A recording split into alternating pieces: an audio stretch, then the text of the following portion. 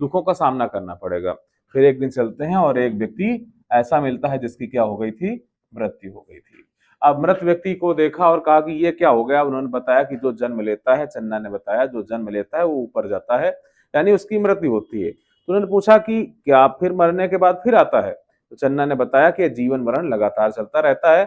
अगर सत्कर्म करेंगे तो बार बार जन्म नहीं लेना पड़ता है। हिंदुइज्म में एक स्वर्ग की प्राप्ति हो जाती है जहां पर ऐशो आराम की जिंदगी होती है। ऐसा खैर सभी धर्मों में चर्चा करी गई है। कई हूर के पास जाते हैं, कई अपनी अप्सराओं के पास जाते हैं, तो सब स्वर्ग पाने के चक्कर में लगे रहते हैं।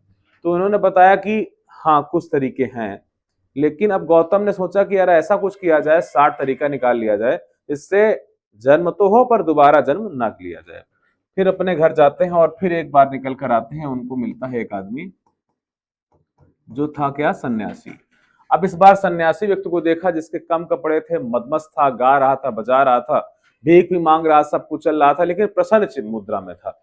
उन्होंने पूछा कि ये कौन आदमी है। बताया गया कि ये है सन्यासी आदमी है, यही है योगी आदित्यनाथ, जिनके परिवार नहीं है, जिनको कोई मतलब नहीं है कि देश दुनिया में क्या घट रहा है, लेकिन मिट्टी मिला देंगे, ऐसा आदमी टाइप का आदमी है। तो उन्होंने कहा कि यार ये जीवन जो है बहुत सुंदर जीवन है, ऐसा जीवन हम जीना चाहते हैं।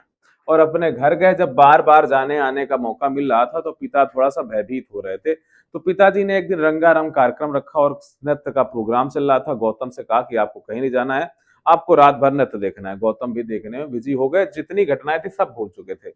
लेकिन तभी एक घटना घटती है कि सारी जो महिलाएं जो नृत्य कर रही थी वो शाम के समय जब नृत्य कर रही थी तो मेकअप किए हुए थे, बहुत सुंदर लग रही थी। लेकिन जब नृत्य करते करते पसीना बहा तो 2:30 बजे सब महिलाएं क्या हो गई, उस रंगमंच की सो जाती हैं। और जब अब गौतम आंख खोलते हैं तो देखते हैं कि जिस समय शुरुआत हुई थी नृत्य की, उस समय महिलाएं बहुत सुंदर लग रही थी। अब इनकी सुंदरता जो है उतनी नहीं लग रही है। इसलिए कहा कि सुंदरता जो है वो क्षणिक मात्र है, आज है और कल नहीं रहेगी। उसी समय इन्होंने चन्ना को जगाया और अपने घोड़े कंथक को साथ लिया और चल पड़ते हैं जंगल की ओर, बिना बताए, किसी से परमिशन लिए। और 29 वर्ष की अवस्था में